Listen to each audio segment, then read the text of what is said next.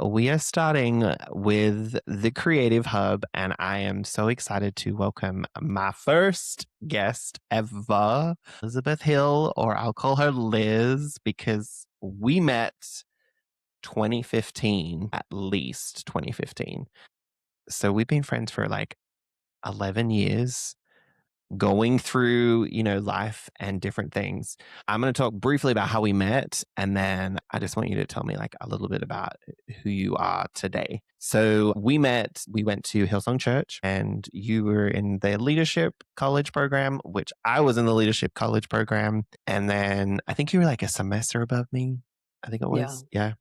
You were my vocal ass, as we were called back in the day, vocal assistant, right? Do you remember that? Yes. What? Yes. That's so funny. But you also oversaw the a cappella group that you started, I believe. I didn't know all the ins and outs. I was just a part Yeah. of the a cappella group, Yeah. which was my only a cappella group I've ever been a part of. Let it be known. Yes. That's crazy. Maybe Never. we should start like a virtual a cappella group or something. I think, look, I would sing in it, but like that's a you thing because I can't do that to save my Yeah. life. So funny. And then you left, correct me if I'm wrong, 2016, 2015. Only, 2015. You did the yeah. 1 year. Yeah. We only knew each Okay. other for a semester. Isn't That's that crazy? crazy. I know. Like 6 months. Because then I remember us sitting in classes together, and you were like, I'm going home to get married. And everyone was like, no, don't leave. And I selfishly was like, don't leave. But at the same time, I'm like, she's going home to get married. Like, Yeah. let her do her thing. Yeah. Yeah. So that was 2015. So we're in 2026 now. Yeah. Obviously, you're married. Tell me a little bit more about what you do, who you are, Yeah. etc. Yeah. So I've been married for 10 years now. Like we just celebrated 10 years in That's so cool. August a few months ago, which is crazy. Yeah. So after Australia, I went home, got married a month after getting off the airplane and moved to rural Massachusetts Uh-huh. and just moved into like a crappy apartment, like our first apartment, married together. And my husband got a job right out of college in the area. And so we just stayed and then came on as a worship leader at a local church that my husband was Mhm. going to. It didn't really work out. It like wasn't a great fit for us. And we soon found and like got connected with this new church plant in the area. And I came on staff there pretty quickly. And I was like finishing my degree in pastoral ministry. And I stayed on staff there for 7 years. And just like as the years went on, my role ebbed and flowed depending on Mhm. what the church needed. Yeah, at one point, I was the creative arts director, the operations director, and the kids director. And so Jesus. I was doing all of that. I also had my own private piano and voice studio. I Yeah, was very you busy. did.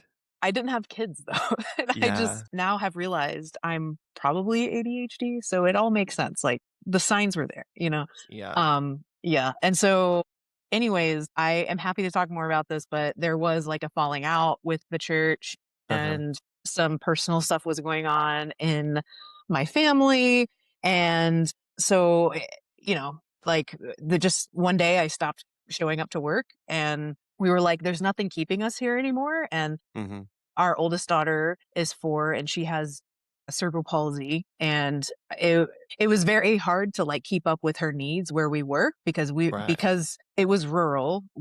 I was traveling like an hour and a half to 3 hours to get her basic care and Yeah. it was beginning to be like a really big strain on our family.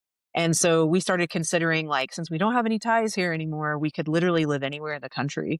And we eventually landed on Cleveland, Ohio, which is super random. And I actually Yep. have a degree from Ohio Christian University. So That's crazy. it's crazy. And okay, so there is a girl in our church Uh-huh. whose like great grandfather or something like that founded this school. Like, isn't that wild? It's so crazy. Yeah, And that's so, yeah, that's yeah, that's like yeah, literally crazy. I know. Like And so, orchestrated. yeah, I know, it's so wild. So, anyways, we visited Cleveland, Ohio, and got connected with this church that we're now a part of, and it just was a really good fit. we went back home, and 3 weeks later, we showed up in Cleveland with all of our stuff in a U-Haul, and, like, now we've been here for a little over a year, and I was ordained in October, like, That's cool. 3 months ago, October of 2025, and so, yeah, that was super exciting. So now I'm a pastor at this church, and, yeah, I mean, that's where I am now. I have 2 kids. I have a 4-year-old and a 2-year-old, and we are pretty busy, Yeah. but it's good. And we live super close to everything my oldest daughter needs now, and literally Bless. 15 minutes down the road instead of 3 hours, like, driving to Connecticut for stuff. Mm-hmm. And yeah, so it's good. We miss Massachusetts. We loved our community there, and we loved the mountains, and we did love the ruralness, but Mm-hmm. it's okay. Like, this is where we are now, and it Right. definitely, we know that this is where God wanted us. So, Yeah, totally. it's all good. So that's who What I am now. I'm trying to remember like what year I came and saw y'all in Oh yeah. Massachusetts. Was that 2017, 2018? No. I think it was 2018 or 2019. That's what I think. Let's say 2019. 2019 because I would 2018 I say went that. to LA and then 2019 I did Canada, Mm, Massachusetts. I went down that way. That was yeah. crazy because I still have your E Studio piano teaching shirt, the tie dye, Yes. the blue one. Oh, it's a good one. Insert photo here. But no, I just think like so the whole time we've been friends, the funniest thing is that we've only known each other like a semester, which is like 6 months Yeah. or like 5 I know. months. But like to me, there was so many like key things that stood out to me about you as a creative, and I'm going to share them real quick. So I don't know if I Okay. may or may not have told you this before. So surprise. Great. The like first thing, so like obviously vocal assistant, and I remember like doubting my ability and like my singing ability. So we had both gone to Hillsong College. You pick a stream, and it was like we were both vocalists. And I just remember like coming off of like pursuing full time musical theater career, like auditioning in America, agent, the whole spiel in Australia, and meeting like then like the Lord. I was actually in Hawaii when I applied for Hillsong College.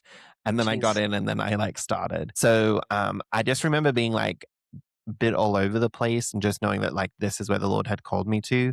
And I remember like coming in, I don't know if you remember this conversation, but you had said to me, I was just like, Yes. I'm just doubting my ability.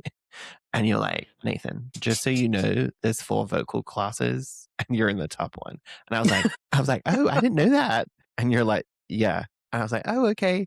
And then it was like, you asked me about doing a cappella, which I was like, girl, I've never done that in my life. I sang in a gospel choir in Australia for like 10 years, but it's not like the same gospel choir that we would think in America Sure. at all. Like, not a part of it. Yeah. Yeah. Um, That's awesome. so I remember, okay, yeah, I did that. I don't know if you remember this. Like, we sang a rendition of Mountain. So good. Yes, it was so good. But I literally, so I'm just going to relive a moment for a second. So Okay. Love. we had to like audition for the solo in Mountain. Yep. And it was between me and another guy called Ben. And Yes. do you remember this? I think so. This is so Okay. funny. So Continue. I love it's this. hilarious. Okay. So like we sing the solo and then I had to leave. Ben came in and sang the solo. We're in the green room up in the back. And then we came in and they were like, okay, now close your eyes and let's vote who you want to be the soloist. So like everyone had their eyes closed and it was like this hand thing. Anyway, long story short is I got the solo, which was very kind and lovely. And I was like, yeah, cool. And then I was just like shitting my pants because I was like, God, now people have to hear me sing. But then, back in the day, I wasn't able to hit the notes that were required in a strong mix voice. Oh. So I had to share the solo with Ben, which is totally I remember fine. this. Yeah. Yeah. I remember this. Uh-huh. Yeah. And I remember you like feeling so bad telling me, and I was like, girl, please, like you're fine. Like I'm all good. Oh my gosh. Yeah. I am not worried in the slightest. Anyway, then So we funny. performed it and I was just like, I was so nervous because that was like the first performance thing I think I ever did. Wow. Yes. Dude, you Yeah. killed it though. Like I remember that so well, and like y'all killed it, and it was perfect. Like it was absolutely perfect that it was shared. You know what I mean? Like Yeah. Uh-huh. it was great.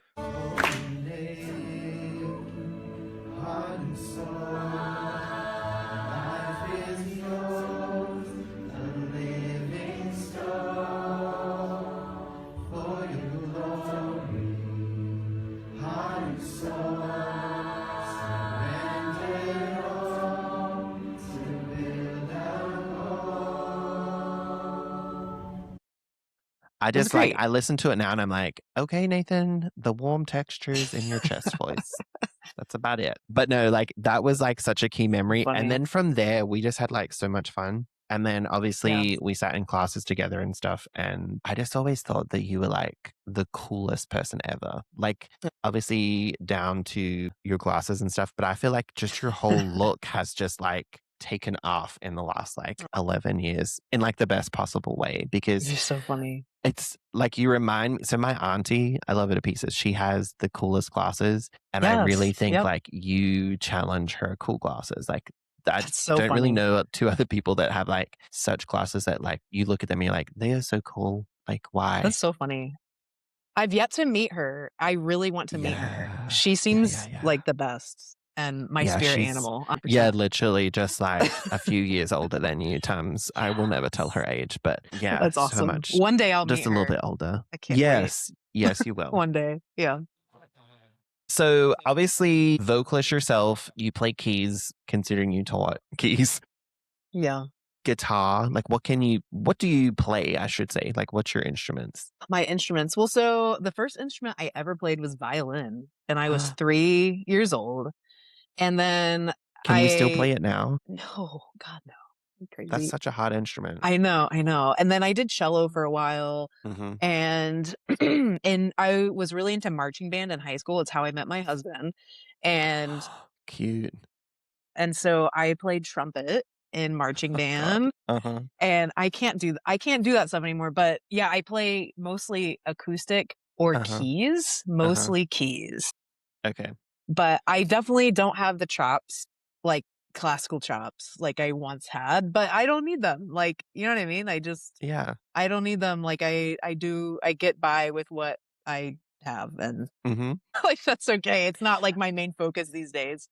Right. And I It think is that's what it is. that like, I don't know, so Amber and I got married in 2021. Got married twice. It's really confusing, and that's a whole other story. One was legally, and then the other one was for like our spiritual big celebration. Sure. But like, I hadn't sang since I left Hillsong, really. Like, I was at another Mm. church after I left Hillsong. It was like a Baptist church in Sydney. But after I left there, one of the worship pastors there actually passed away. It was like still to this day traumatic, and I'm still trying to process the whole Mm. thing. But it was one of those things where I just remember thinking, like, after she passed, I was like, I just don't feel like I can sing like I used to. And so, like, um, we went through a lot. So obviously, I visited you in 2019, and I had been to Picayune a few times. Amber and I got married. My wife is a fierce worship leader, fierce vocalist in general, but like she's just so good vocally. And I Mm. just enjoy watching her do what she was gifted to do. Yeah, And so totally. I just sort of stopped singing, even in congregational aspects, like Mm. struggled ever since the old worship pastor passed away. And so it's one of those things that I have been on this journey of finding my voice again. And two things. The first thing I was going to say is I think there's a beauty like of having children. And my daughter hears me sing to her all the time. And to her, it's just like, it's normal. And I think that she doesn't need to see me perform or be this big, massive vocalist that I am or once was. She just Sure. sees me as dad or Gaga. And so for that, it's one of those things that for me, I am okay with that. On the Mm. flip side of things, I run a music teaching business. I'm a vocal teacher. I help worship leaders and everything else. And it's so funny because a lot of people want to see, just because I teach, they want to see me do it as well. And funnily enough, so we just did a Christmas show for a fundraiser, and I got Yeah. you to do some voiceovers for me, Yeah. which I loved because I was outvoted by a committee to do a duet with my wife. We sang Silent Night. It was cute. And I was so thankful when she walked out. I was like, bless the Lord. But I purposely chose your voice, hilarious, to be played before I came out as a voiceover, purely because, like, to me, it just took me back to a cappella days. It was just this thing Aw. where, like, you were like the Yeah. leadership of it and you were entrusted with it. And I even think about that arrangement of Mountain that you did, even like down to that story that I told before. I couldn't do the whole song. And this was the beauty of this song of Silent Night. very much in my upper register, was nothing chesty at all. But it was just for me a real gentle reminder of when I'm standing backstage about to walk out and I just hear your voice talking. And I know that like my wife is behind me about to come out and sing with me. To me, it was just like a comfort thing. I just wanted to, one, pay honor where honor is due, but also Mm. just thank you for that important time because Oh. then you actually left. And I don't know if you knew that, like, I got signed up for The Voice in Australia. Oh, Girl, what? that might have to be for another day. But That's yeah, crazy. Chelsea La Rosa, shout out La Rosa, not a La Rosa anymore. But yeah, that's a whole story. Dang. Got signed up for that and got jumped through to the rounds, but then they wanted me to come in as someone that I wasn't. I'm not willing to do that. Yeah. It was just a whole thing. But now, as a creative for yourself, though, where do you sit when it comes to your children? So obviously, I know that creativeness for you is more than music. It's like you're an artist as well. It's cross stitching, isn't it? I do cross stitch. I do There it other is. things. Yeah. I Okay, have yeah. like a cross stitch tattoo Shut on it up. because Yeah. so it's on me. I mean, yeah. So funny. So if we were to put labels on our creativity, what would you put your labels on? Obviously, I put out that you're a cross stitching queen, which your cross stitches are hilarious and too funny, inappropriate but funny. Love it. Totally. What else like would you label yourself as creatively? Yeah. I mean, I was thinking about that. I mean, I was thinking about the labels, right? Because Mm-hmm. you put out that I was a cross stitcher, a painter, a mom, wife, pastor, all these things, which you are so kind to like call me all these things. But Yeah. I started like just writing down a list of Uh-huh. what I would label myself. And the list I wrote was mom, wife, caretaker, creative, poet, musician, and pastor. Mm-hmm. And I started like thinking about why did I choose that order? And I think it's because like that's probably my priorities, right? Like just recognizing that, yeah, I have all these labels, but sometimes the thing in front of the next thing is like more important than that thing. And then depending on what season of life you're in, like they may all be in a different order. You know what I Correct. mean? And yeah, I feel like that's something I've really struggled with in the past. And it's not like I'm not like an expert by any means on like maintaining balance or anything like Right. that. But definitely being like a mom and a wife and a caretaker come ahead anything else. And it's just kind of like I am a creative and a pastor as I go, you know, just like as I go through life and interact with people. It's just those are the two things that have tended to like overflow. Yeah. And that's just something I've like realized about myself probably over the last few years. I don't know. Yeah. I feel like in terms of like being a creative as a mom and to my kids, I feel like only within the last year or so have I felt like I can be creative with my kids because for so long my energy was just being sucked out of me by my children. So like there's this person I follow, I forget what her name is on Instagram, but her whole slogan is like get your pink back. And it's referring to how flamingo mothers when they have kids they lose their pink and they're like gray, you know, and then over time they start to get their pink back. And so I definitely it's super interesting. Like the first time I heard that, I'm like, that's so dumb. But it's true. Like I definitely resonate with that. Why have we not seen non-pink flamingos then? Where do they stock them? I don't know. Where That's do they so stock crazy. them? I don't know. Like Maybe it's like you've just had a child. You can't be on display at the zoo. You have to go in the back. Literally though, like that's what we do. Okay, this is not a podcast about the patriarchy, but if I'm involved, I'm involved, it will be. So anyway, no, we can talk about that later. But to me, it's just one of those things that, you know, my wife in my businesses that like she works full time at a college. And so I'm the stay at home dad and I love it. There are days where it is so much harder.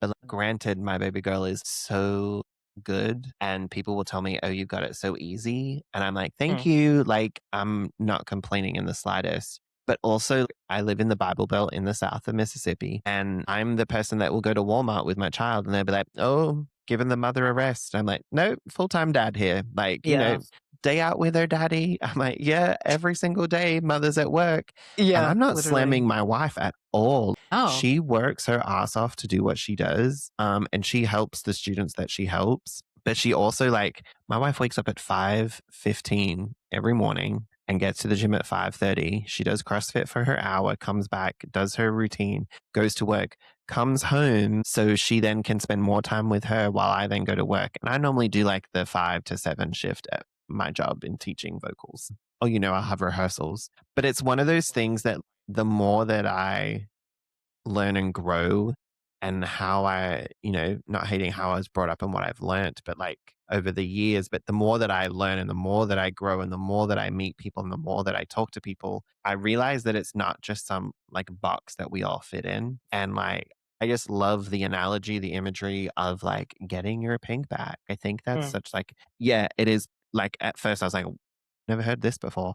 But then when you think about it, if the feathers or whatever is gray and disappearing, you've got to fight to get your pink back. I have done some research, not saying I'm the best and smartest and brightest, but I know that it takes women at least 2 years to get their hormones and everything back to yeah, normal. And yeah, I just think about all the women that I know that have had like one kid and then before the 2 years is up, they're pregnant again. And that's either their choice or whatever. And I'm not slamming that. But like a big conversation with me and my wife at the moment is she's about to be 2 and we're hitting this mark where like your life will never go back to what it was, but being able to find the fresh, the new in your day to day is important. Like I think yeah, it's really important. And then there's this part of you that dies because I love that you did your order, but it's like, a wife, a mother and a caretaker, but it's one of those things that, as you said, like some days they do change. yeah, So it's just very, for me, really interesting to hear that mm, getting your pink back, if that makes sense. yeah.